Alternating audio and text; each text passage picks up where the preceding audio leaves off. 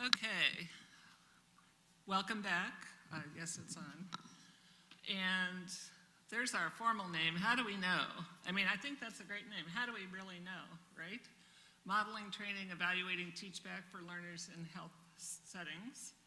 And I'm also going to kind of call this like a little mini teach back super user session, right? So that when you guys go out, you will be more confident, more equipped, more able to recognize the need for teach back, good teach back that could be a little bit better, and how to kind of improve, and hopefully be emboldened to start using it yourself if you're not already doing so. So, was everybody in the keynote session? That was a yes/no question, sort of. Please raise your hand if you were not in that session. Okay. I wasn't sure, some meetings, lots of people are in and out all the time, and I put in a couple extra slides, but I'll probably move through some of those a little bit more quickly so we can get to the fun part. Give me, shout out your organization types. So, first of all, healthcare delivery.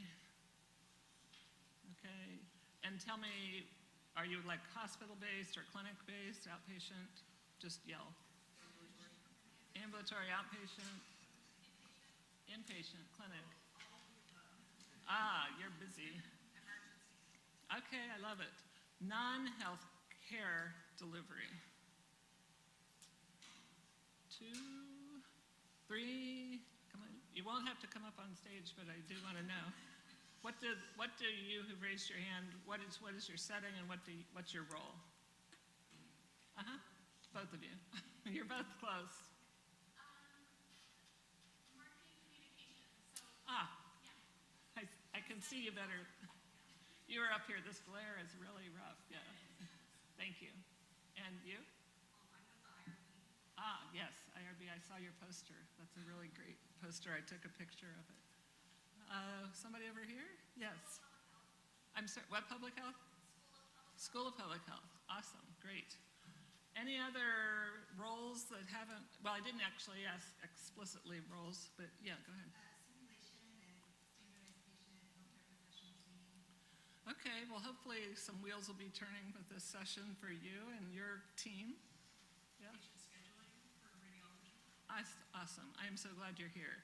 I think registration scheduling people are they're vital, and they kind of get overlooked in this. Like, why do they need to know this? And I can tell you from looking at some of our safety events that some of the harm or potential for harm happen when people don't know when and where and how, well, not how, but when and where to come back or where to come. So I'm so glad you're here.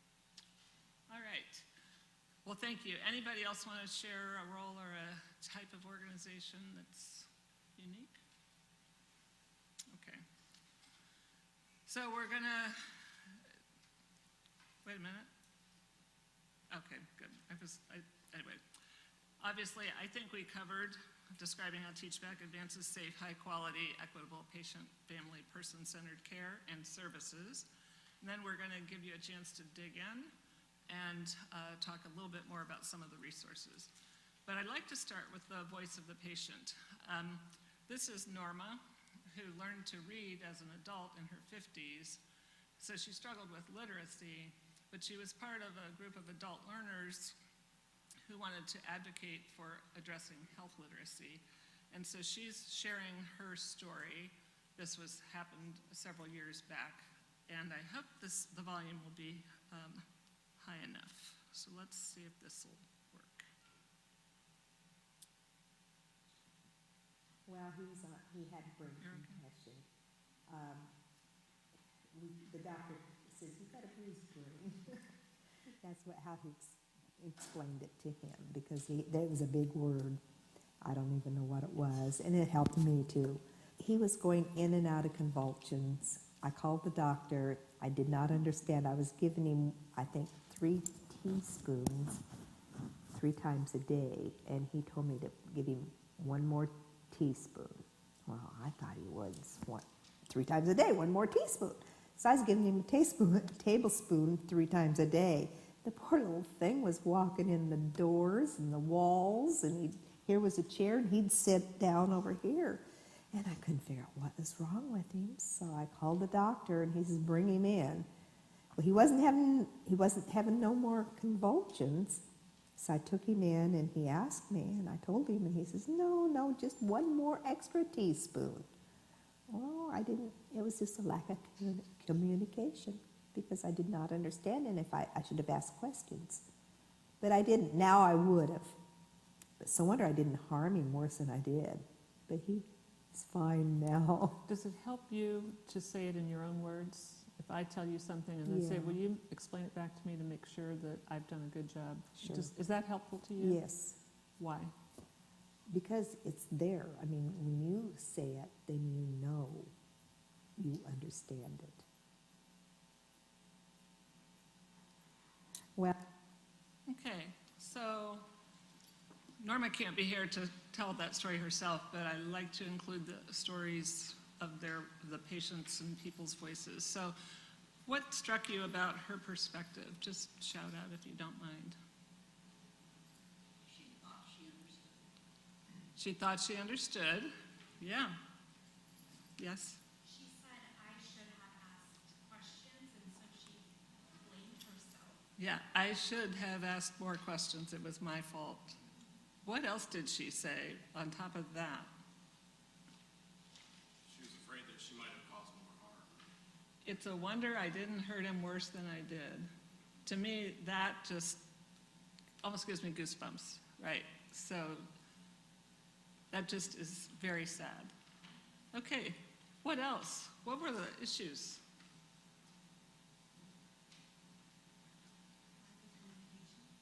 Lack of communication. So, well, let's just go on a little bit more. What do you think about the physician's approach? Not specific enough. Okay, what was he not specific about, he or she? When or how to give this extra, I think, teaspoon. Yeah, and it's one of those things, like she said, when or how to give that extra medicine. And that's like, even if people do believe they understand, they're not just trying to make us happy by saying, I don't have any questions, and yes, I understand. When you get to the real world implementation, it's like, ooh, do I just do it once? Or do I do it multiple times? Okay, good. What else? Yes. I'm not sure when the video was taken, but we don't use teaspoons or tablespoons as a way to measure things anymore. That's true, but she didn't know what. She did, Yeah, the doctor should be, probably as dated. well, it's dated, but she still didn't know whether it was supposed to be a teaspoon or a tablespoon. Right. And so then there you are, looking around in your drawer, and there's a big difference between even a perfect teaspoon and a perfect tablespoon. So nobody made that clear either. Did you have a comment? Well, I was going to say that the physician just had a failure to imagine how they were going to determine. Failure to imagine what would go wrong, failure to imagine how it might be heard. In case you couldn't hear it, just didn't put himself in the patient's shoes, like, I do this all the time, right? And just, I know what I mean, and didn't even imagine that she or another parent wouldn't understand. And it was a telephone call, right? So there was no body language, there was no deer in the headlight eyes, eye vision to pick up, no visual signs that she may or may not have understood. Have you guys observed anything that you'd like to share where you can see something like this resonating?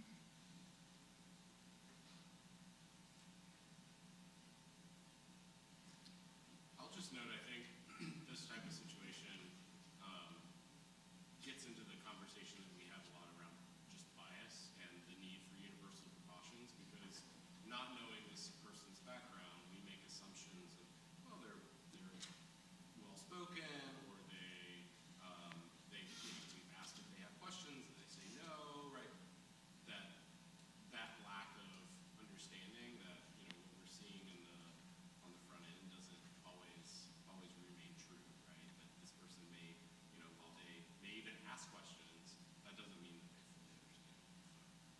until we ask them to kind of tell us in their own words what they understand or what they think they understand. And we can't assume, no matter how well-dressed or how people talk or look, whether they can understand or not. Did you have your hand? Okay. Nobody's ever encountered anything where people didn't understand? Yes. Often with my grandmother who does not speak English, Uh-huh. it's, especially with the 3 times a day phrase, it's kind of confusing 3 times all at once in one time, or 3 sporadic different times in a day. Like, it's just confusing to begin with that, and then to have to translate for my grandmother, it's just a bit frustrating, and it'd be great if they just clarified with us multiple times that we should understand better. So she's speaking about what does 3 times a day mean in English and in Spanish or another language. And then that secondary step of interpreting or translating that makes it even more complex. I think there's an example here and then here and there. Go ahead. I last time I had a client who was prescribed a new medication, and they were breaking the pill, which is uncommon here in the United States for manufacturers to make the pill that can be breakable, but it's very common in the culture of the patient, is that when the dosage that is prescribed that is like lower than therapeutic dose, then in my culture, the patient takes upon themselves to make the dose smaller by breaking the pill. So they were prescribed the medication, and they were told that they would have to progress like over a week to a higher dose. So instead of taking 1 pill and then taking 2 pills, they were breaking it 1, and then assuming that they would get off to the full dose as 1 pill would be the therapeutic dose, which is a very, like, it's a cultural awareness of the background, the country they came from, where it just happens that the manufacturers make the pills the way that you can break them, which is not common here. So it was caught by accident. They're like, I'm almost to the dose that you prescribed, and what does it mean for you? And it meant that they were breaking the medication and not. So even if you're not familiar with the culture, if you ask them to explain what they're going to do or in their own words, you could uncover that. Are the other 2 examples pretty quick? Because I don't want to skip them, but we do want to move on. Please. No, it's okay. No. Now I've made it even longer. Go ahead.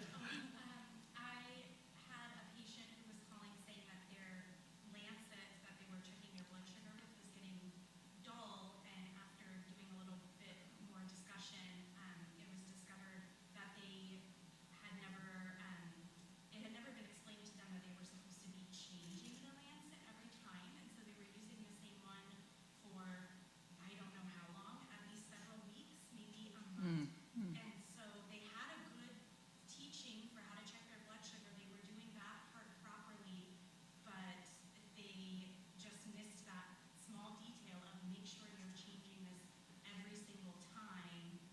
Watch us like dispose of this. Can you check your blood sugar in front of me? Make sure I did a good job of explaining. Could everybody hear okay? That's a really great example that we need to be thorough and clear and succinct. That sounds painful over time. Okay, one more. Did you have up there? I'll just say, so patients not understanding whether it's a prescription that they take a short course of, or if this is a maintenance prescription that they have to take until the doctor says to stop. Like if someone's like, well, I finished the bottle, but my symptoms are back. Because they didn't understand that there are refills and they just keep taking it. And we assume, the example I hear a lot about is I have high blood pressure and they gave me a prescription and I took it for a month and I guess my blood pressure is fine now because we assumed that they knew what we know. So those are great examples. Thank you for sharing that. And how this could be prevented altogether now. Teach back. All right, we're getting there, good. So here's a couple new examples. And again, some of these seem like, what's the big deal? But they are a big deal. So this is mother was frantic that ran into one of our colleagues. She'd been told by the hospital nurses to go to a class across the street to learn how to care for her child's tracheotomy. And the complex is, our hospital, like yours, is not just one building and another one right across the street. It's all over the place. The class was at 10, she couldn't find it, she was upset, she called and she got connected to somebody who said she wasn't even registered. She was more stressed. She finally decided to go back up and ask the nurses again. She'd been through a lot with a son who had a new tracheostomy, and this made it, even if she'd gotten to the class or when she finally got to the class, it probably made it pretty darn hard to digest and remember that information. Wouldn't it have been better up front for them to have told her and make sure she understood where to go, maybe had a map and told her what landmarks to look for and make sure she understood before sending her out across the street? And another situation, a young teen was in diabetes clinic and experienced hypoglycemia because she knew they were going to be testing her A1C that day, and she wanted to get a good result, so she took extra insulin that morning. Now, what if she had no-showed? What if something happened on the way or they couldn't make that appointment? That could have resulted in a very serious outcome. So wouldn't it have been better to make sure that they understood the essentials of their diabetes care, what an A1C is versus a blood glucose or blood sugar?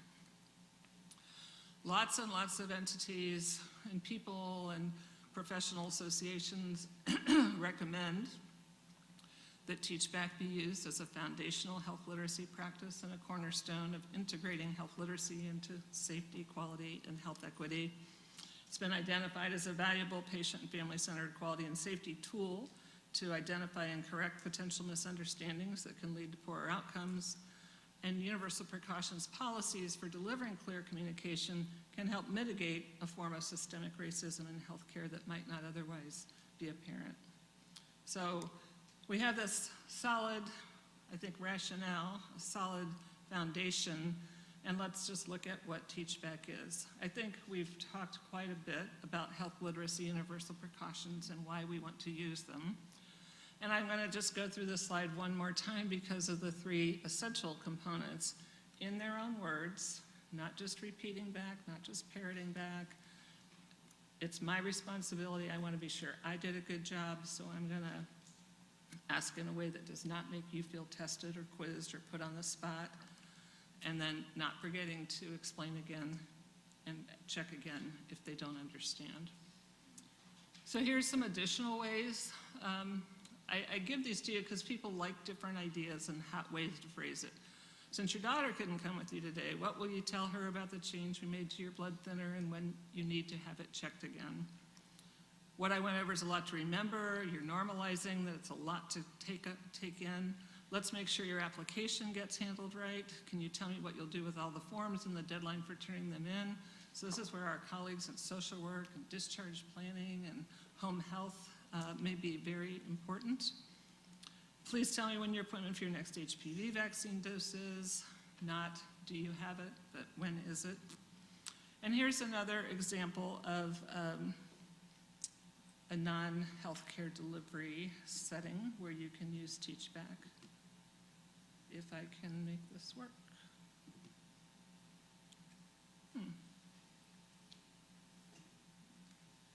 Darn.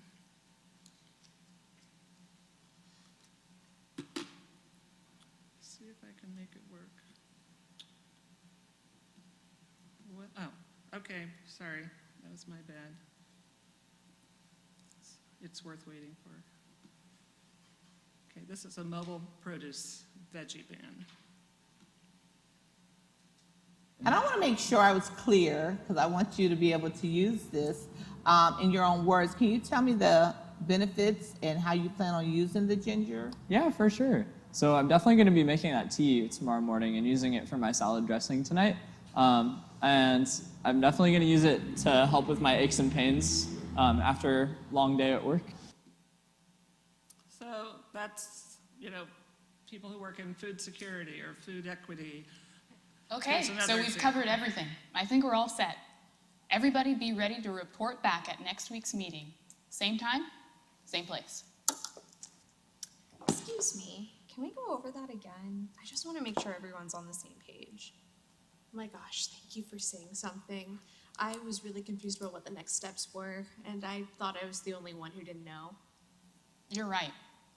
Good call, Emily. That was a lot of information. Can each person explain to the whole group what they think their next steps are? That way, we can all be on the same page. Okay, I'll start. Great. So all of us can use TeachBack in any setting. I know my husband and I used to use it at home a lot when we were coordinating who was picking up the kids at when and where. So think of TeachBack as a friendly tool. And the other thing you kind of saw in that last video is her eliciting TeachBack, because until we all start using TeachBack all the time, there's going to be providers who do situations where people don't get asked for it. So if you do, if you're like in disease management or skill or health fairs, you can give tools to people who are going to the doctor or whatever to say, wait a minute, I want to make sure I got this right, or can you go over that again, to empower them to ask for TeachBack. Although we should be doing it, but at least that gives them an extra tool. So we've talked about those 10 elements in the brief and the more detailed outlines. And I'm just going to run through some short videos of hearing Dr. Creary ask for TeachBack. So I just want to make sure that I'm explaining to both of you how to do this clearly. So I'm going to ask for you to show me and teach me or explain back to me how you're going to use the inhaler and the spacer.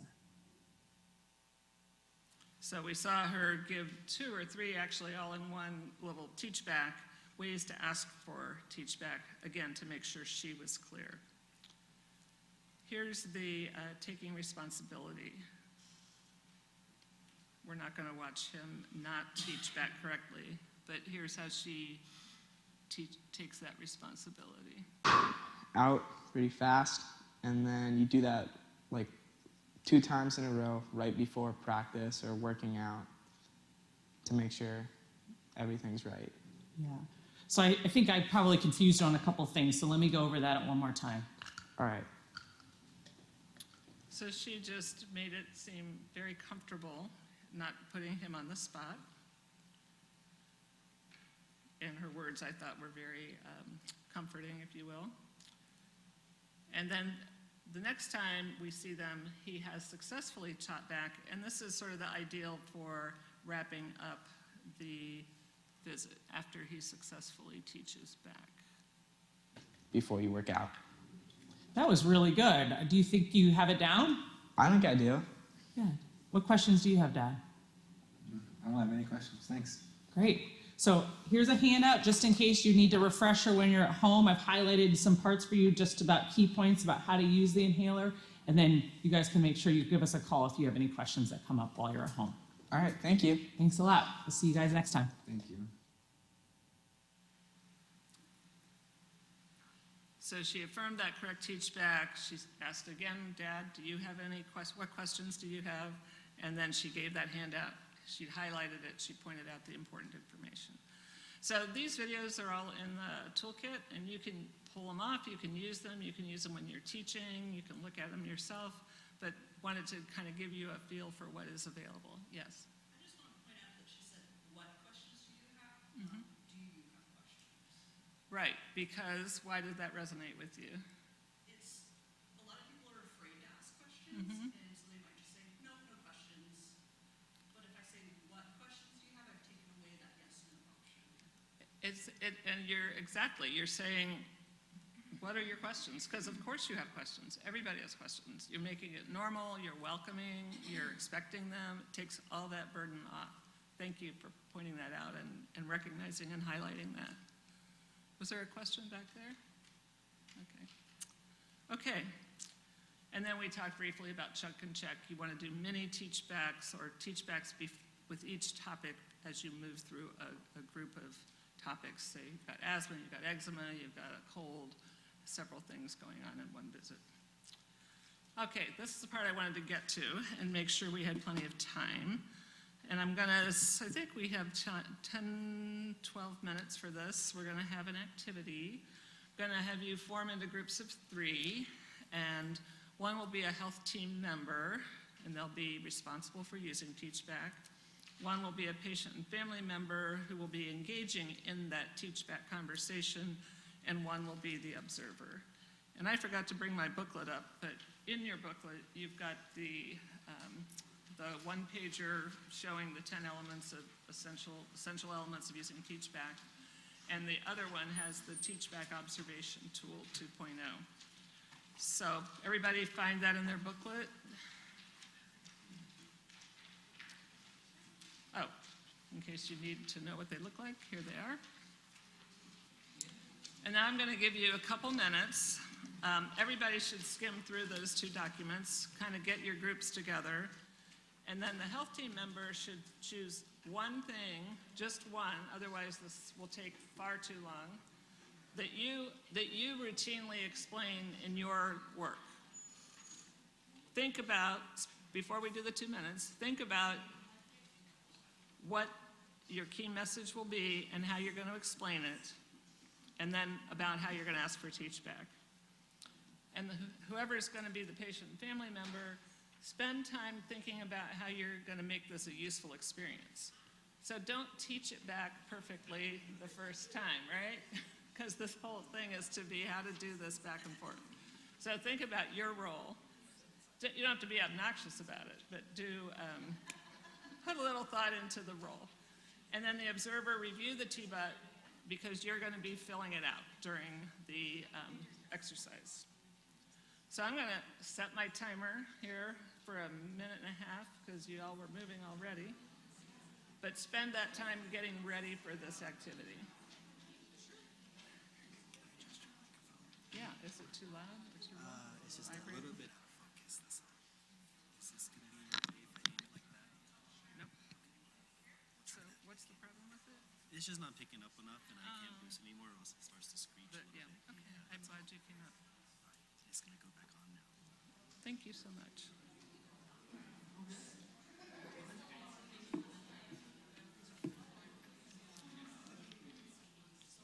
Remember, right now you're just preparing.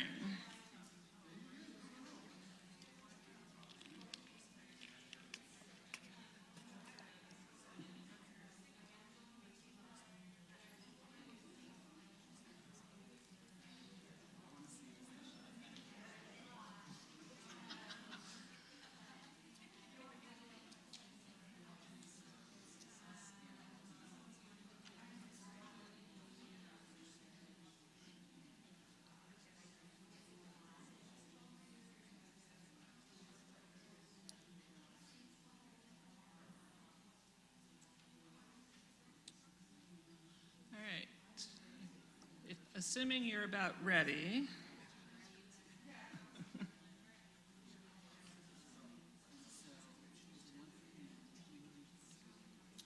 Now we're going to give you about 8 minutes to actually do the TeachBack discussion. So the health team member needs to do a brief plain language explanation, ask for and engage in TeachBack with the patient and family member.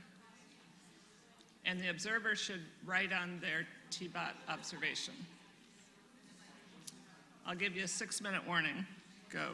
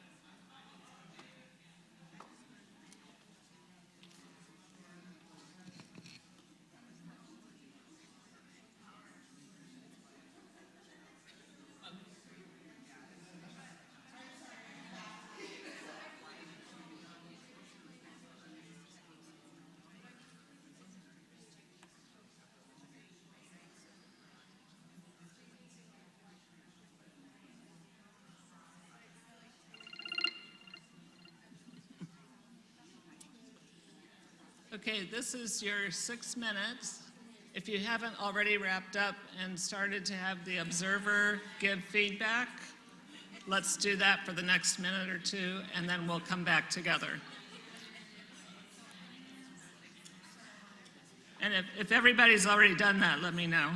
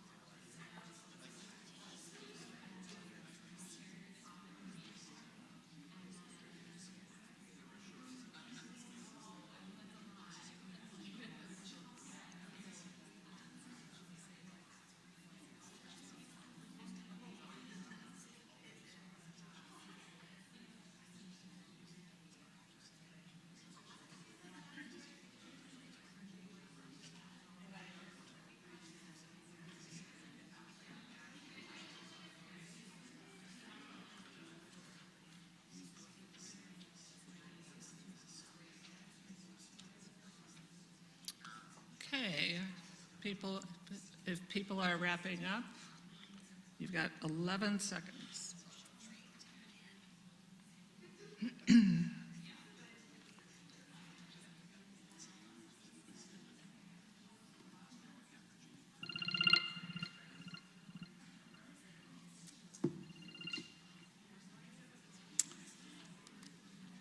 Okay, thank you.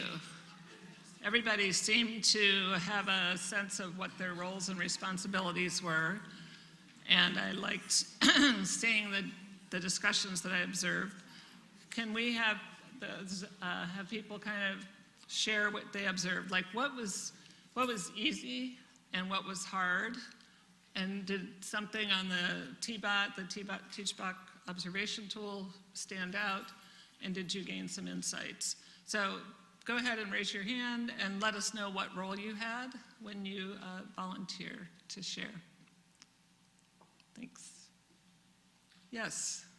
I did radiology scheduling and used an example of giving NPO instructions before an exam. And I'm sorry, so you played the role of the health team member? yes, Okay, giving instructions to how to prepare. great. And because we serve such a large population here, a lot of our patients are in healthcare. Mm, And it can be very easy, like you find out your patient is a nurse, to slip back into your jargon. But when they're on the other side as the patient, you sometimes forget all those things that you would know and implement in your job. So you still need to not use the jargon. So I almost said, oh, we need to be NPO, and I had to catch myself. great. Remind myself to say that we need to have nothing to eat or drink after 4 a.m. That includes your morning coffee if you're a coffee drinker. You need to wait until after your exam and giving some examples and then asking, okay, so how are we going to prepare for the exam? Can you reiterate or go back over it so I make sure that I explain? To make sure that I explained, good. So it was challenging to make sure that even though you had that 2 minutes to prepare and you knew you were going to use a plain language explanation, it was still challenging, right? Because you've got to move from one language to another. Cliff refers to that as code switching, and I think an analogy is like being bilingual and interpreting. So thank you for sharing that. How about another group or another person? Yes? Thanks. Observer, okay. And was getting advice from Lexi, the nurse, child nurse.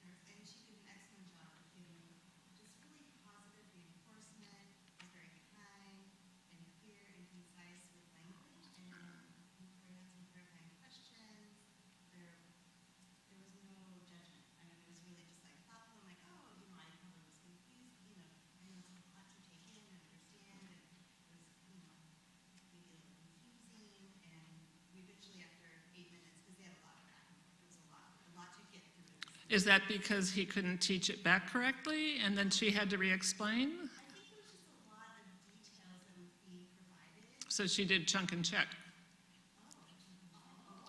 You did chunk and check and didn't even know it, right? You teach back super user you. As the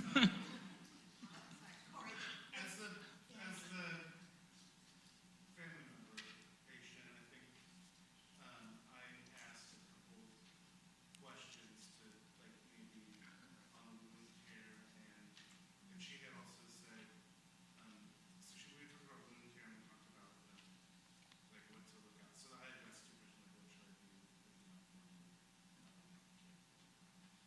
So I think I followed up with when she asked what questions, so I Oh, okay. like what, she had said, smell, and I said, well, this feet always smells. Okay, too much information. Like, as far as like discharge, it's like, well, like, is there a color or something I should be watching out for, just because it's gonna probably just have a, like, there's probably a clean discharge too, so we did that, and then the care, and I think because I work with SPs, I kind of eventually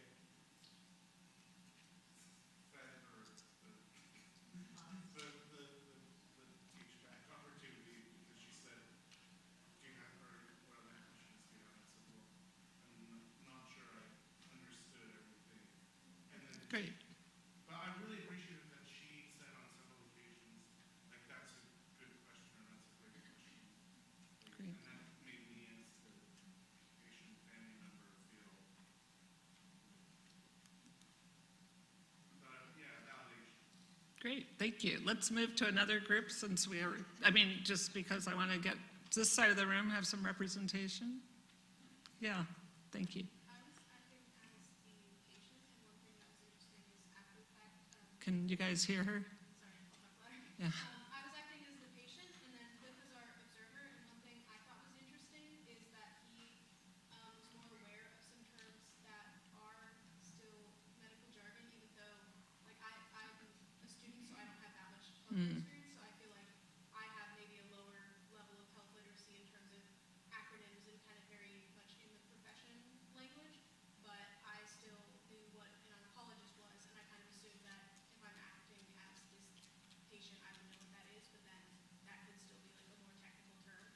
So I think just being aware of when we're doing these exercises, working with people who all do kind of have an above average level of involvement in healthcare, being aware that what we might think is plain language might not actually be plain language to the average American that doesn't have healthcare expertise of any sort. That's a nice pearl, in case you couldn't hear her. When you're doing even this kind of an exercise where I told you to think about what you're going to say, you're all in the health field, so you have to work extra hard to think about those plain language terms and how to get those as clear and simple as possible. Maybe one or two more comments from that sector? Yes. So Seth and I both work in transplant as nurses, so we know each other well. So we took something really simple, just fluid recommendations for our patients, and it was surprisingly complicated to get out what people think 64 ounces of fluid is in their intake. So breaking it down to size of water bottles and cups and how much tea you're drinking and when you're going to the bathroom. So it was just really eye-opening. Thank you. All right. Is anybody burning to share their story? Because this is really valuable, but I also am looking at, that clock's 2 minutes fast, by the way, but it's still ticking. So hopefully, what did we accomplish? I think all of you kind of recognize it's a little bit harder than it may sound, and thus it is a skill, it's a talent, it's a professional responsibility. So keep thinking and working on that. And then it sounds like the Teach Back request went pretty well, and I hope that the observers felt that it helped them be able to pick out some of those key behaviors. And I would encourage all of you, regardless of your role, to do some self-reflection. Maybe the observers have already done that, but provided the health team member and the patient family member look at that and reflect on how it felt to you, and maybe kind of use that to guide you in your own ongoing future use of Teach Back. So just to wrap up, a couple things that we haven't talked about in some of the other sessions. When someone struggles to teach back, make sure they have their hearing aids, their glasses on, any other assistive devices, and ask them if they want to include a family member or a friend. And they can look at what written materials. It's not a memorization test. You want them to be able to know how to interact with the handouts that you give them. Even if they're complex handouts, if you've done a good job, you can say, show me where you're going to find the information about when to call back if there's a concern. Obviously, use an interpreter, but think about other cultural or other barriers like that you want to take into account. You can ask another member of the healthcare team to help. You may need another visit or call, and if someone really struggles, you want to pass that along the line if they need extra help in their future journey. We've talked a lot about this in the previous presentation, but just more explicitly, some of those investments. What are those investments to the outcomes that can be improved by investing this in the use of TeachBack?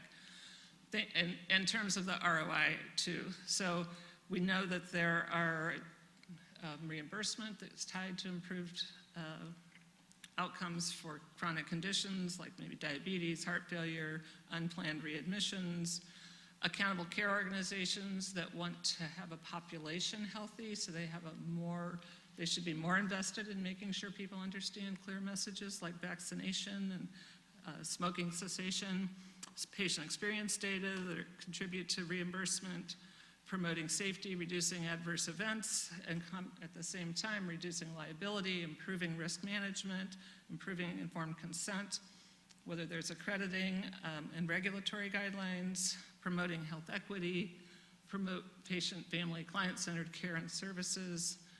Think about your mission, your vision, your values, and I think we shouldn't forget about efficiency, decreasing interruptions, callbacks, missed appointments, and appointments that weren't necessary, and better adherence.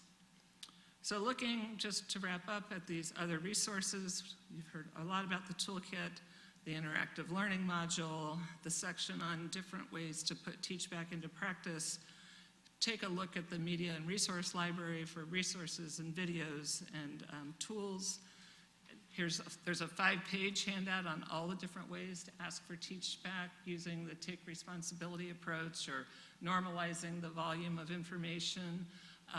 So spend time with that or think about how you might use that in talking with your colleagues or training others. There's a job aid. You may have your own style for job aids, but there's a model one as well. The TBOT that you used is the plain one. There's one that has suggested scoring guidelines, you want one that's a little bit more high stakes evaluation, and some guidance for how to choose and use those. And then we talked earlier today about role modeling, micro-teaching, teaching scripts, and the guidebook that Cliff was so kind, Dr. Coleman was so kind to wave around, has some chapters also that really help with training others in TeachBack, and a whole chapter 8 that includes a lot of information about interpersonal communication. This is where I really want you to spend 30 seconds about what you're going to do next by next Tuesday, not what you're going to do next January 1st. So I'm going to wait 30 more seconds and then we will be finished. Although I will ask one person to share what their one step is.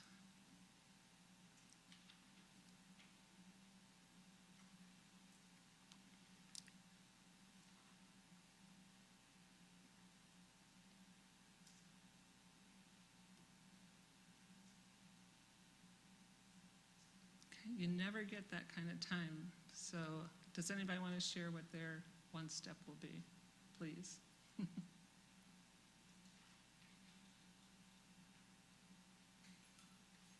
Yes, thank you very much. For me, I think it's just trying to remember how can I always be trying to practice this, and I'm going to take the example of the meeting at the end of the meeting, just making sure we're all on the same page and everybody shares what they think their follow-ups are, so we're good. That's great. That's another way to ask for TeachBack, to make sure we're all on the same page. Can you go over, or each person go over? All right. Any other pearls or one steps? Want to thank my team in Columbus and elsewhere, and thank you very much. I appreciate it.